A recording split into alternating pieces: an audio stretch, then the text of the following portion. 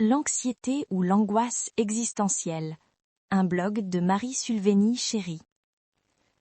L'anxiété ou de l'angoisse existentielle touche la plupart d'entre nous, non seulement pendant l'hiver, mais aussi durant les autres saisons du cycle annuel. Comment définir l'anxiété ou l'angoisse existentielle ? Elle se manifeste souvent par des questionnements profonds au quotidien sur le sens de la vie, la souffrance, le vide que l'on ressent, la mort et l'absence de sens. Elle peut amener un ralentissement du rythme de vie et offrir plus d'opportunités de réflexion intérieure, ce qui peut entraîner une grande frustration, un stress intense et une perte de joie chez la plupart des gens qui vivent avec des échecs à répétition. J'ai rencontré une jeune femme dans une clinique médicale.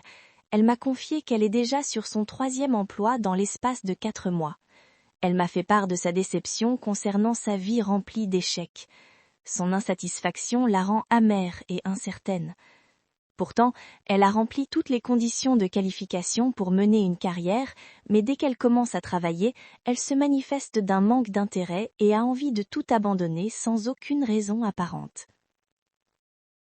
À l'origine de l'anxiété. Nous cherchons tous à tout prix à connaître le sens de la vie, mais nous voyons que, pour la plupart, nous n'arrivons pas à nous fixer de but, nous avons du mal à réaliser nos objectifs, et nous ne parvenons pas à atteindre ceux que nous nous sommes fixés. Lorsqu'on fait face à des obstacles comme la maladie, l'échec à répétition, le manque, c'est là que l'anxiété existentielle rentre en jeu et elle commence à entraîner des symptômes physiques et émotionnels similaires à ceux de la dépression masquée. Les symptômes de l'anxiété. L'anxiété se manifeste souvent sous la forme de douleurs diffuses, de maux de tête, de fatigue, de troubles du sommeil ou de problèmes digestifs. Ces symptômes peuvent souvent être interprétés comme étant d'une maladie somatique, ce qui rend le diagnostic plus difficile. L'anxiété existentielle est différente de l'anxiété émotionnelle. Contrairement à l'anxiété émotionnelle qui se manifeste par la peur des situations spécifiques, reliées à des causes spécifiques, l'anxiété existentielle est liée à la nature même de notre existence qui peut se manifester sous plusieurs formes, parmi lesquelles notre objectif à atteindre dans la vie et le chemin à parcourir pour le réaliser. Des pistes de solutions contre l'anxiété. Il est important de comprendre que chaque être humain se confronte à un moment ou un autre à des questionnements sur sa place dans l'univers, sa valeur personnelle et son avenir. Comprendre ces choses-là permet non seulement d'explorer les dimensions profondes de l'expérience humaine, mais aussi de savoir comment reconnaître et surmonter des symptômes que nous ressentons et de trouver des moyens de vivre de manière plus authentique et épanouissante. Apprendre à vivre avec l'anxiété. Vivre de manière authentique et épanouissante est une noble quête. Cela implique de s'aligner avec ses valeurs profondes, de s'accepter tel qu'on est et d'agir en accord avec ses convictions.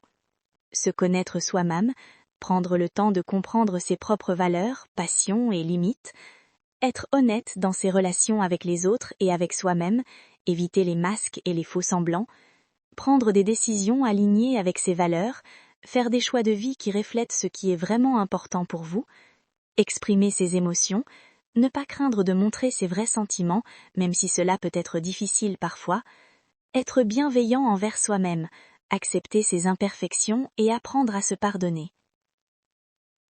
Un long voyage.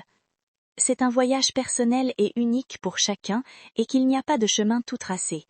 Pour mon compte, dans l'humilité, j'emprunte les pas du psalmiste quand il s'exprime dans le psaume 43, verset 5, et le psaume 131.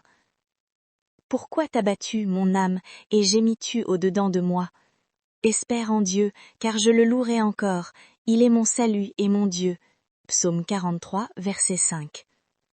Éternel, je n'ai ni un cœur qui s'enfle, ni des regards hautains, je ne m'occupe pas de choses trop grandes et trop relevées pour moi.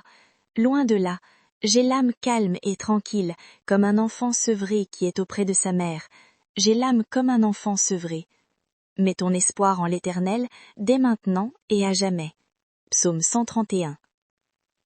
J'ai remarqué que ce type d'anxiété peut sembler accablant, mais il joue également un rôle clé dans la formation de notre identité et de nos convictions, sachant qu'on est dans un voyage et non une destination. Prenez du temps pour vous, apprenez à vous connaître, soyez bienveillant envers vous-même et restez positif. Vous vous sentirez mieux.